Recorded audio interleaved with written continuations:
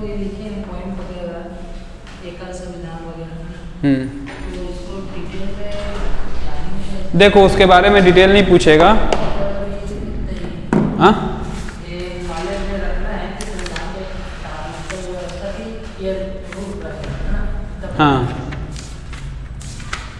क्या क्या क्या बोले, फिर से बोलो। संविधान की एकात्मक व्यवस्था में जो पॉइंट्स आपको बताए हैं, हाँ उनके कुछ का डिटेल्स नहीं है, बस पॉइंट पे याद रखेंगे, यही कहना। पॉइंट बस याद रखने हैं। हाँ बस पॉइंट ही आएंगे उसमें से और उसमें ज़्यादा, उससे ज़्यादा कुछ भी नहीं आएगा, है ना।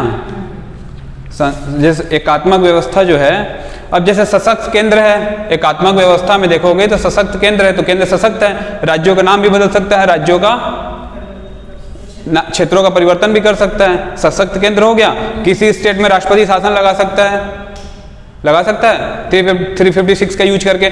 साथ में क्या कर सकता है, अगर 365 का यूज करे, 356 में क्या होगा कि प्रेसिडेंट रूल तो लगा ही सकता है ना, प्रेसिडेंट रूल लगा सकता है, लेकिन 365 में क्या करेगा, 365 में क्या करेगा, अगर राज्य केंद्र के आदेशों की अवहेलना करता है तो राज्य इस संदर्भ को लेके इस स्टेट में राष्ट्रपति शासन लगा सकता है। तो 356 राष्ट्रपति शासन है और 365 क्या है, इसको लिख लेना। 365 क्या है कि राज्यों के आदेशों की, केंद्र के आदेशों की अवहेलना करने पर केंद्र राज्यों पे राष्ट्रपति शासन लगा सकता है। हाँ केंद्र लगा देगा ये 365 के थ्रू। कल बता राज्य की अवहेलना करने पर केंद्र के आदेशों के या केंद्र के सलाह का या केंद्र के किसी भी निर्णय की अवहेलना करने पर, अगर केंद्र को लगे कि राज्य असंवैधानिक कार्य कर रहा है, हमारे आदेशों की अवहेलना कर, उसमें एक शब्द है संवैधानिक असंवैधानिक।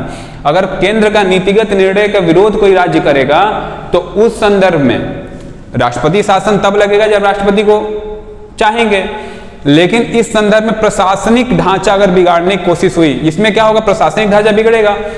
प्रशासनिक ढांचा जब बिगड़ेगा, कानून व्यवस्था गड़बड़ाएगी तो प्रेसिडेंट रूल लगेगा। लेकिन 365 में क्या है, केंद्र के नीतिगत निर्णयों का विरोध करने पे राज्य, अगर किसी भी केंद्र के नीतिगत संवैधानिक निर्णय है उसका विरोध करने पे क्या होगा, 365 के थ्रू केंद्र राज्यों पे राष्ट्रपति शासन लगा सकता है। समझ गए। अब देखो इसमें राज्य अनस्वर नहीं है भी वाला शब्द है कि एकात्मक व्यवस्था में संविधान के राज्य अनस्वर नहीं है ना, मतलब राज्य नस्वर है, राज्य नस्वर है, राज्य नस्वर है। तो राज्य नस्वर है का मतलब क्या हुआ, मतलब आर्टिकल 3 का यूज करके राज्यों के नाम और क्षेत्रों का परिवर्तन हो सकता है। अब छत्तीसगढ़ की सीमा यहां तक लग रही है, यह छत्तीसगढ़ इस भौगोलिक क्षेत्र का नाम छत्तीसगढ़ है, केंद्र सरकार जब भी चाहेगी छत्तीसगढ़ का नाम बदल सकती है। ठीक है, मध्य प्रदेश का नाम छत्तीसगढ़ कर देगी, छत्तीसगढ़ का नाम मध्य प्रदेश कर देगी, सीमा जिसकी छत्तीसगढ़ की है बदल देगी। तो राज्य जो वास्तविक राज्य तो अनस्वर है, केंद्र के अधीन है। किसी भी राज्य के, आंध्र प्रदेश था उसको नस्वर कर दिया गया, 2 भागों में विभाजित कर दिया, तो कौन रोक लेगा उसको, है ना। ऐसी व्यवस्था है। तो राज्य अनस्वर नहीं है, एकल संविधान है, राज्यों के पास दूसरा कोई संविधान नहीं है, इसी एकल संविधान है। केंद्र के पास संविधान है, राज्यों का अपना संविधान नहीं है ना। श्यामा प्रसाद मुखर्जी इसी बात की लड़ते थे, एक देश में 2 विधान 2 संविधान। कश्मीर में जो बोलते थे हमारा अलग संविधान होगा, केंद्र की योजनाएं नहीं लागू होती थी, केंद्र का जो निर्णय होता था वो लागू नहीं होता था। तो वह है संविधान का लचीलापन है, एकात्मक व्यवस्था में संविधान का लचीलापन मतलब संविधान में परिवर्तन किया जा सकता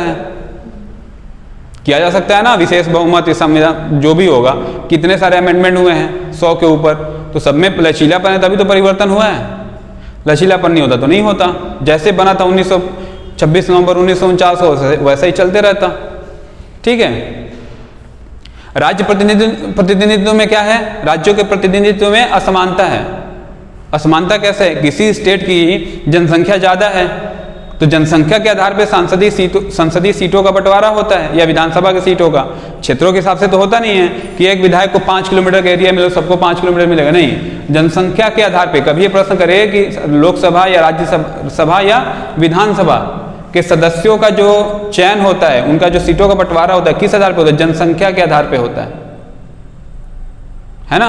तो जनसंख्या के आधार पे होगा। अब मान लो बिहार की जनसंख्या, पॉपुलेशन डेंसिटी बहुत ज़्यादा है, तो वहाँ जैसे मान लो ये एरिया है, अब यहाँ पे मान लो 1000 लोग रहते हैं, तो 1000 लोगों पे मान लो अगर डिवाइड करना हो, अब मान लो ये डिसाइड होता है कि मान लो 10 लाख लोगों पे हम या क्या करेंगे, एक लोकसभा का मेंबर भेजेंगे। यहाँ पे मान लो छोटा एरिया में ले रहा हूँ, 10 लोगों पे मान लो या 100 लोगों पे मान लो कि यहाँ पे हम क्या भेजेंगे, एक मेंबर ऑफ पार्लियामेंट भेजेंगे। तो यहाँ पे कितने लोग आ जाएंगे? 10 लोग आएंगे, 10 मेंबर ऑफ पार्लियामेंट रहेंगे। इसी जगह पे यहाँ 500 की पॉपुलेशन है, तो यहाँ से कितने मेंबर ऑफ पार्लियामेंट जाएंगे? 100 सीटों पर 100 लोगों पे अगर एक मेंबर ऑफ पार्लियामेंट जाएगा तो यहाँ 10 जाएगा, यहाँ 5 जाएगा। ऐसी ही चलेगी बात। चलो तो ठीक है, आज ज्योग्राफी पढ़ें। और कोई डाउट है? याद करके आओ कि नहीं कल का कुछ?